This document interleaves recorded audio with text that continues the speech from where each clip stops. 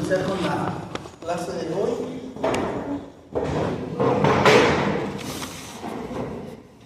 Básicamente, pues con el mismo tema que estamos tratando, que es la radiografía digital, la radiografía de endodoncia, y hoy continuamos con la última parte de la clase, que vamos a hablar de la radiografía digital. Misma metodología de ayer, libertad total de preguntas en cualquier momento, bienvenidas, derechos, agradecidas. Así que cualquier duda, usted la pregunta. Muy bien, pues las radiografías verticales son nuestro pan diario. ¿Qué es la radiografía digital? La radiografía digital es un tipo de radiografía en la cual tenemos sensores digitales, placas de fósforo, en lugar de película fotográfica, como es el caso de las radiografías tradicionales. La imagen capturada se convierte inmediatamente en pocos segundos en datos digitales. ¿Qué ventajas tiene la radiografía versus la radiografía análoga, digamos, o convencional? ¿Qué tiene? La carga, por supuesto, esas son las grandes ventajas, y con eso quiere decir que es más rápida, digamos, la imagen. Antes, pues, llevaba el tiempo de toma, esto sigue viendo el tiempo de toma, pero el tiempo de revelado, cuando es directa, vamos a ver la diferencia entre si es directa, obtenemos la imagen directamente. Cuando es fotografía digital indirecta, hay un tiempo de procesado, no de revelado, pero sí de procesado. ¿Qué tal lleva su tiempo? Sigue siendo más rápido que el tiempo de revelado. Esta es una de sus ventajas, que otras se les ocurre. Exactamente. Esa es una de las grandes ventajas de la fotografía digital. Ella mencionó la modificación del contraste, por supuesto. Las computadoras ya nos optimizan, digamos, el contraste y obtenemos mejores tonos. Pero va más allá de eso, todo lo que podemos hacer en una computadora. En una computadora podemos rotarla, girarla, voltearla, cambiar colores, agrandarla, minimizarla, enviarla por correo electrónico, etcétera, etcétera, etcétera. Por WhatsApp, ¿verdad? Entonces, esa es una gran ventaja de la radiografía digital. También, de la misma mano de eso va, que antes una radiografía analógica que la agarramos así con fotografías, dedos, ¿verdad? Fotografías, y la miramos en el microscopio. ¿De qué tamaño es la radiografía? Unos 10, ¿verdad? Entonces, ver lo que vemos en esto no es lo mismo que lo veamos en una pantalla de 42 pulgadas, ustedes quieren, o de 32 pulgadas, incluso hasta de 20 pulgadas. Ver la misma imagen, la misma calidad, no hay más calidad. O sea, la radiografía convencional tiene mucha calidad también.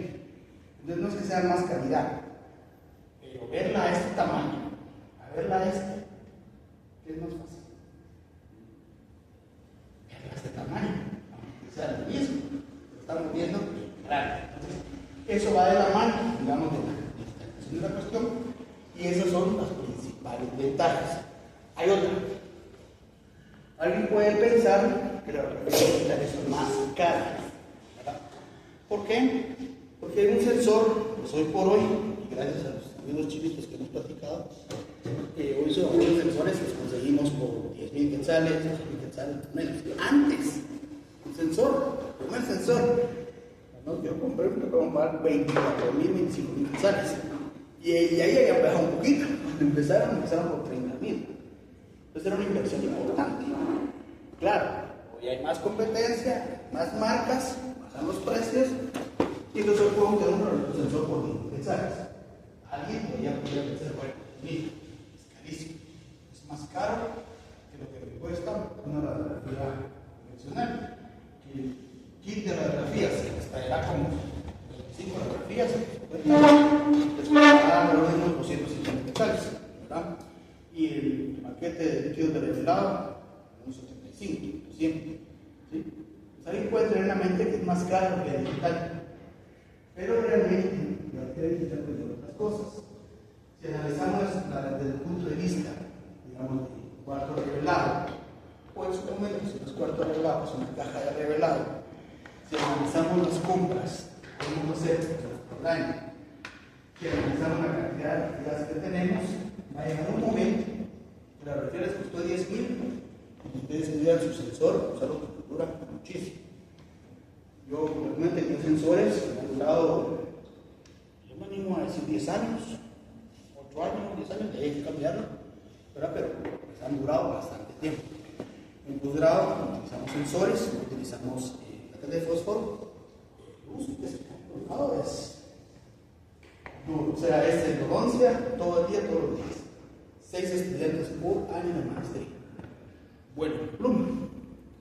Y hemos tenido que comprar en los últimos 10 años, me voy a decirles, unos 2 sensores, 3 sensores. Ahorita vez ha durado menos, pero a unos 5 años, ¿verdad? La cantidad de grafías a largo plazo va a ser mayor que la inversión que haga el sensor, sobre todo hoy, que ya cuestan esos números. Entonces, realmente también es más barata la grafía digital. ¿Okay? Entonces, esas son sus principales ventajas. Hay otra, y es la cantidad de radiación que necesita. Aunque hablamos ya ayer de la radiación en odontología es muy segura, ¿se acuerdan? En forma convencional, en la digital todavía se necesita menos exposición. Eso lo vamos a ver más adelante, un poquito más detalladamente, cantidades de radiación y todo eso, pero esa es la ventaja. Ahora, ¿qué desventajas tenemos? ¿Cuál piensa? Vamos a ver una idea. ¿La inversión?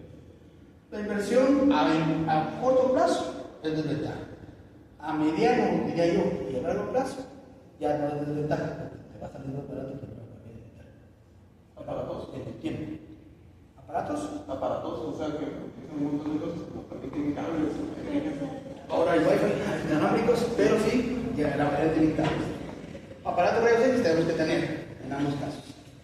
La placa de fósforo y el sensor son casi iguales. Y bueno, y las radiografías convencionales son casi iguales. Aparato, pues aquí incluso tal vez nos ahorramos, bueno, la computadora, tenemos que tener, ¿sí?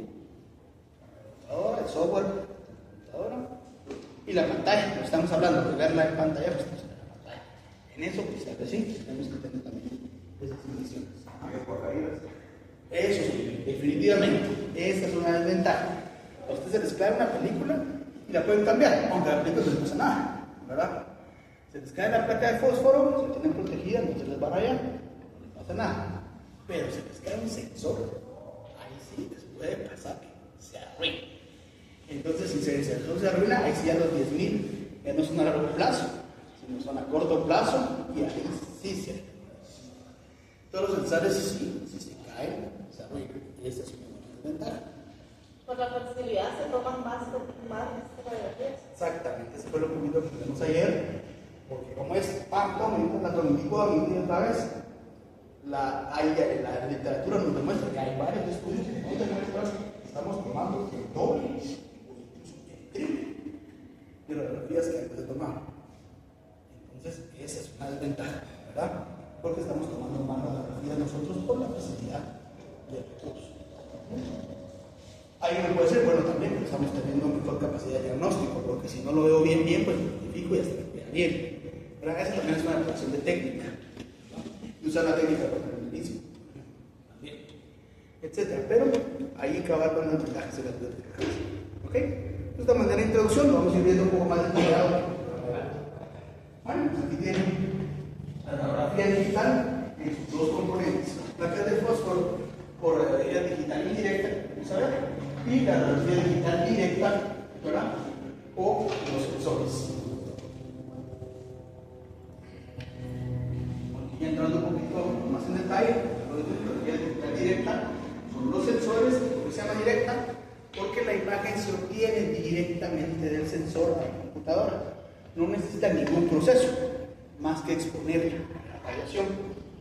Mientras que la indirecta necesita un proceso para poder ver la imagen después de haber sido expuesta a rayos X. ¿Cuál es ese proceso? Pues se mete en el escáner, que haga el escaneado de la situación y nos de la imagen. Esa es la diferencia. Aquí tenemos fotografía digital directa, crea como receptor de rayos X un captador rígido, esa puede ser una ventaja de la directa, porque esto es rígido, mientras que las placas de fósforo todavía les dejan alguna flexibilidad. Personas, por ejemplo, posiblemente conductor y mandibular, estos se complican un poco, ¿verdad? Porque no tienen esa flexibilidad. Entonces, eso podría ser una desventaja. ¿Okay? Está conectado un cable, compañero, y es una desventaja, sí, ¿verdad? Aunque ahora los hay Wi-Fi, por ahí me han dicho que no funciona bien todavía, pero seguro en un futuro cercano va a funcionar bien. Pero el ambiente tiene cambio. ¿Ok? Se denomina directa porque no requiere ningún escaneado, sino después de la exposición, directamente el sistema procesa la información y obtenemos la imagen en la pantalla. La indirecta, ya no hablamos de esta posible ventaja, que es el movimiento, la flexibilidad que pueda tener en la película. La imagen es capturada de forma analógica a una placa de fósforo y luego realmente el escáner se vuelve digital, ¿verdad? Escanea la fotografía y ya tenemos la imagen. Ese proceso es el que hace que sea directa. Los tiempos de exposición para la realidad digital son 50. Si tengo mi defecto de regreso, 50-90% de menores, o sea, incluso estamos llegando a irradiar 90% menos.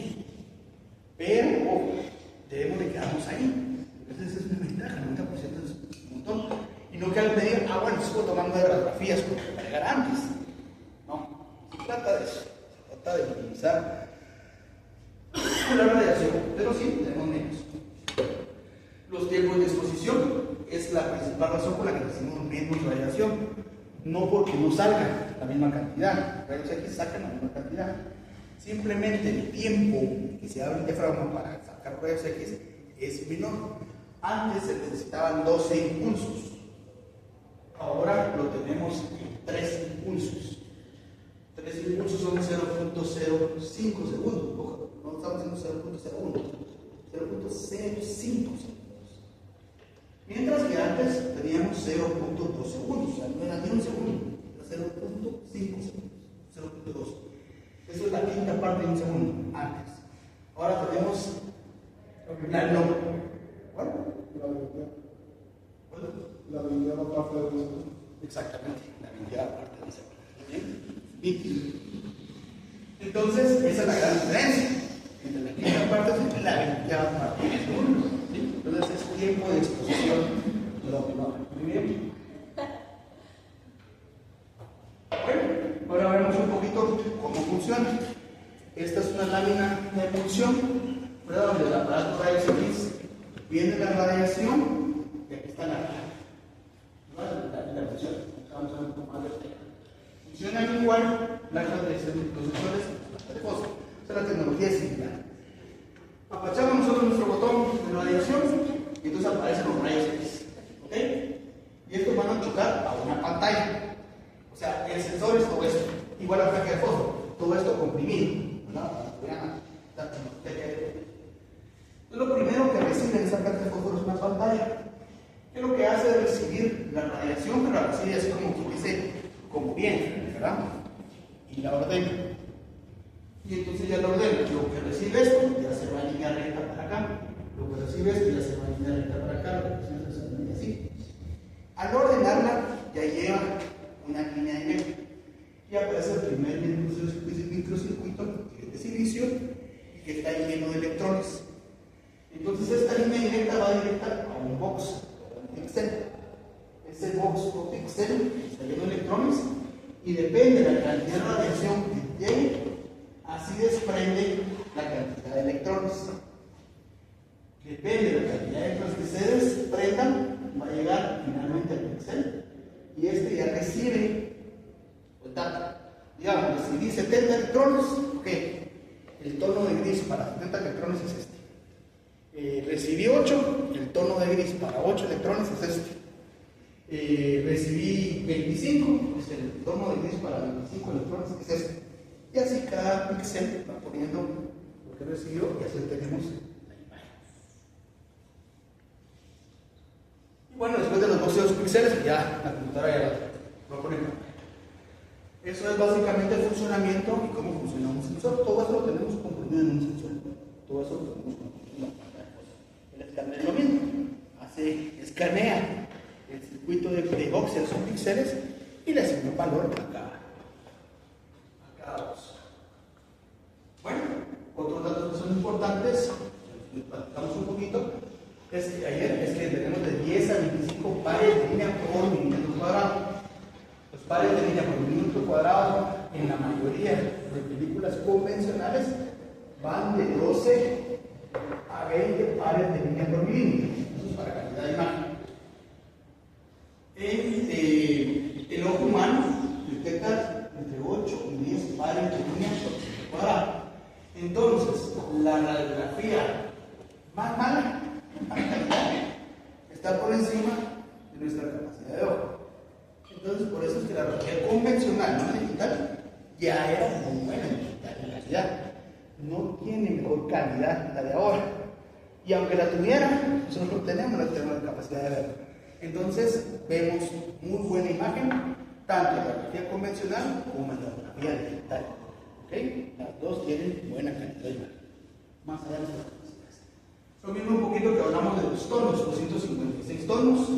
¿Verdad? Las películas convencionales, no digital, valen de 16 a 25.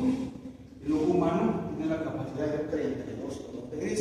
Eso varía, hombres y mujeres, como platicamos, y varía también de persona a persona, capacidad de visión, edad, etc. Entonces, pues eso varía un poco. Pero hay que saber que también nuestro ojo tiene 32 tonos de gris. Entonces, cuando alguien ve con un vendedor y le dice, mire, yo traigo un aparato que puede ver 256 tonos de gris, él no les está mintiendo, les está pasando. Y es lo último en la generación. Tienen razón. Pero no les está diciendo, por supuesto, que ustedes no lo van a poder ver. Es lo que les venden de 200, como el de 256, ambos están por encima de sus capacidades y ambos nosotros vamos a ver igual de bien, tiene mucha calidad. Muy bien, presentarles un poquito los tamaños de sensores. Tenemos más, no solo estos, pero para empezar, empezamos con el tamaño 0, que es para los pediátricos, para niños. Tenemos el tamaño 1, que normalmente sería el más convencional, y el tamaño 2 es un poquito más grande. ¿Cómo sería la cosa? Pues el tamaño 0 corresponde a la edición primaria, pueden ver aquí, para niños, más que todo de nutrición mixta, eso es más o menos hasta adultos jóvenes, o hasta jóvenes, hasta la adolescencia, aproximadamente 12, 13 años. ¿Verdad? La número 1, radiografías periapicales, y la número 2 sería para el tema de mordida. Pues en nuestro medio puede tener 3 sensores, es excelente, pero si ustedes tienen que escoger, pueden tener los 3, de uno solo porque lo que cuesta con el sistema es el sensor, un sensor. ¿Ustedes quieren otro sensor? Son muy pensables. El software, no es que les vendan por paquete, pero lo cargan para el sensor. Entonces, si no podemos tener, pues hacemos un intermedio, y por eso el 1 se ha vuelto el más popular, porque se puede usar para niños, por supuesto, es solo cuestión de tamaño, no tiene otra ventaja. Claro, niños pues, son los pequeños, no son abajo. Pero si no podemos, pues uno nos sirve para ambas situaciones bastante bien. Y el 2 podemos ser descarriado, porque el 1 todavía tenemos que tener cierta habilidad o capacidad para ser precisos. El 2 nos da un poquito más de margen de error, ¿verdad? No poder sacar los que tenemos de lápiz y entonces el 2 pues también no es una mala inversión, y con los niños pues se utiliza, también se utiliza bien. Yo realmente incluso con los 2 en la clínica, porque dejaré un poquito más, y entonces pues, por eso yo le recomiendo incluso el 2. Muy bien, hay más, hay 3, tamaño 4 para radiografías oclusales, y hay más grandes para ortopantomografías. ¿Se acuerdan cuál es la ortopanto? Bien, a todos, vamos, la ortopantomografía, incluso para los estudios de CST, también se utilizan placas, pueden utilizar placas de fósforo o sensores.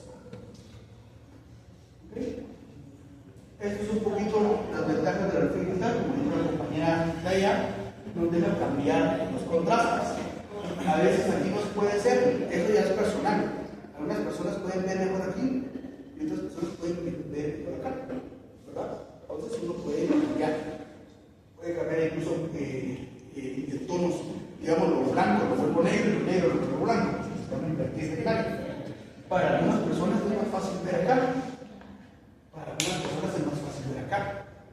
Eso sí es gusto de cada uno y fisiología y funcionamiento de cada uno, anatomía. Entonces, aquí puede ser que sea tan claro, por ejemplo, el cemento, ese es el estudio, por claro. Entonces, esas cosas son las que pueden. Podemos ponerle colores, en teoría, tenemos zonas más densas al color, zonas menos densas al color. Podemos ponerle este efecto, que es relieve, entonces nos da una apariencia de relieve, digamos, en algunas estructuras. Luego vemos plano, por de cabeza, que no es por ponerlas de cabeza, es las superiores, las ponemos como van, las inferiores como van, ¿verdad? Pero podemos voltear la quisiéramos. En fin, podemos tener efectos de lupa, donde agrandamos una zona, entonces el software nos pone esa zona más grande. Efecto de lupa muy interesante, muy apropiado para el negocio, nos va a servir muchísimo para ver soluciones pequeños. En fin, también podemos, como dijimos, enviarla por correo electrónico, compartirla, y otra gran ventaja, archivarla. Ustedes la guardan, la tienen en su copia de seguridad, ustedes se la en la nube, discos externos, ¿verdad? Pero es segura, con esa calidad, hasta que ustedes o pierdan el disco duro, o se dañe, o algo le va a hacer el disco duro, pero no se pierde la imagen. ¿Sí? Antes, las fotografías convencionales nos duraban unos 8 años, 10 años. Y una vez tuve un caso, se hizo un control de 10 años, no lo he hecho. Cuando intenté ver cómo era, o sea, para tener el registro, sobre todo cuando me invitan a dar conferencias y todo, pues es bonito presentar un control de 10 años. Pues. Entonces, cuando fui a la placa original, era transparente, o sea, ya no había fotografía. Entonces, lastimosamente, se perdía con el tiempo. Eso nos queda los 3 años, pero ya con 10 años, ya las placas pues, se ponían amarillentas, no se pasaba. Con la fotografía digital, esto no pasa. Muy bien, entonces pues este es el tema siguiente, ya les toca con todos jugar este tema. Yo no quise dejar de ponerlo, por ella, no con ella, para ver en detalle las cuestiones, pero esto es la gran innovación de la fotografía digital, que algo nuevo, pues, hace años, ¿verdad? Y simplemente es el CBCT. ¿Y qué es el CBCT? Tomamos una radiografía tridimensional del paciente. ¿Cómo funciona? Igual que la radiografía convencional. Lo que pasa es que en vez de tomar una cada segundo, cada milímetro, digamos así. Y entonces tienen ustedes un aparato que va dando la vuelta. Y aquí atrás tienen una placa que va recibiendo. Entonces va tomando así en toda la circunferencia. Y después el software, todas las imágenes, ya las une y a la tridimensional.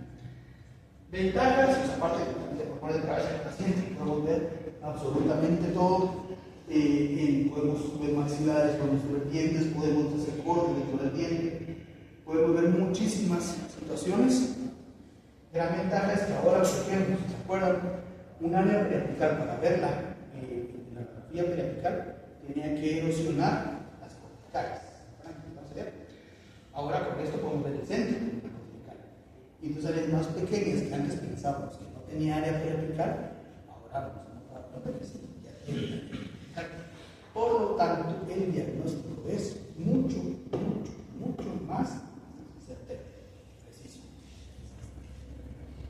CBCT, hay una discusión en el mundo. Realmente están los defensores que dicen que nos está yendo la mano con la radiación. Ya no solo tomamos más películas, sino que además eliminamos CBCT a todos. Y entonces esto, por supuesto, es una radiación importante. Claro, no le vamos a mandar a hacer CBCT todas las semanas. Aquí estamos hablando de 100 radiografías juntas, ¿verdad? Siempre a mínima exposición. ¿verdad? Era una 20 parte de segundo. Entonces sigue siendo el CST muy seguro. Pero por supuesto ahí incrementamos el asunto. Si ya le tomamos varios CSTs, ¿se acuerdan que hay una radiación al año permitida? Entonces tenemos que irlo balanceando. Pero los defensores dicen no hay que mandar CST a todos, más que los casos indicados. El otro lado del mundo, yo diría que están bastante 50-50, se le agarraron a veces en conferencias, en congresos, a veces en buenas discusiones. Hay otro que dice que no. Realmente eso nos va a dar una capacidad diagnóstica importante. Y entonces, así se han acusado incluso. Usted, por evitar la radiación que no está comprobado que genera un problema, va a dejar de ver la metástasis que tiene, por ejemplo, un paciente en un maxilar o en una mandíbula. Es como utilizar exposición preventiva para poder encontrar alguna otra situación. Por motivos diagnósticos. Yo le contesto al otro, ¿cuánto es la probabilidad de que su paciente tenga cáncer? Baja. Y todavía responde el otro. Y él responde. ¿Ok? Entonces, yo les pongo un contexto de eso está bastante complejo. Si a mí me preguntan, creo, soy de la opinión, debería poner una línea de CSTs. ¿Verdad? Una vez. Estoy diciendo una vez cada cita, una vez cada mes, una vez la primera vez para tener un diagnóstico. ¿Sí? Podemos cambiar la parte también. Bueno, no. Podemos cambiar la parte también. Exacto. Ahí también es parte de la discusión, muy difícil, comentario. Hay quien dice, no tenemos que irnos a los CSTs para ver cáncer en maxilares, tenemos la ortopantomografía. ¿No? ¿Ok? Pero sí, y eso también tiene razón. Con la ortopanto como es el diagnóstico. Y no hay necesidad de hacer CSTs. Entonces, esa es la situación. Esa es mi opinión. Que, por ejemplo, el doctor de posgrado, no hemos implementado todos los pacientes con CST. A pesar de que yo digo lo que yo pienso, ¿no? En la clínica sí lo intento hacer. Porque al final de cuentas, el diagnóstico es claro. La diferencia entre un dentista y alguien con habilidad manual. Dígame una profesión que tenga habilidad manual. Carpintero, excelente. Va. Yo le he puesto que ustedes agarran a un buen carpintero. Y ustedes les enseñan a pasar sus líneas. Les enseñan a bajar la percha. Enseñar el cemento. Enseñar el cemento. Claro. No puedes poner ese carpintero en un par de semanas. Una habilidad para pasar las líneas y para curar, posiblemente asombrosa. Se los opuesto. Estamos intentando hacer investigación. Pero, ¿qué diferencia ese carpintero del cirujano dentista? Vale, a ese carpintero hablen de inflamación pulpar, hablen de inflamación periapical, de área periapical. Hablen de células de defensa, de reabsorción y absorción, hablen del dolor, manejo del dolor, de la farmacocinética que entra en el asunto, del antibiótico, cuándo usarlo, cuándo no, hablen del diagnóstico de pulpitis irreversible, hablen del proceso de post-endodoncia, digamos, de regeneración, de formación de hueso, de formación de dental, de cómo la cadena de coagulación provoca una reparación, del factor 12, la cicatrización, etcétera, etcétera, etcétera. Pero les va a decir, aquí están los problemas, hagan ustedes, ¿verdad? Por supuesto. Esa es la diferencia entre ustedes y alguien con habilidad, ¿verdad? Entonces, el diagnóstico, jóvenes, es todo. Hagan un diagnóstico. Por supuesto, no le dice el 10 que es el paciente de la especie. Hagan un buen diagnóstico y ese paciente va a sacar. No, tal vez no van a dar 10 nuevos porque ya no lo divulgan tanto, ¿verdad? Pero van a tener sus pacientes. Hagan uno bueno. Y eso se va a divulgar. No digamos las implicaciones legales que puede tener.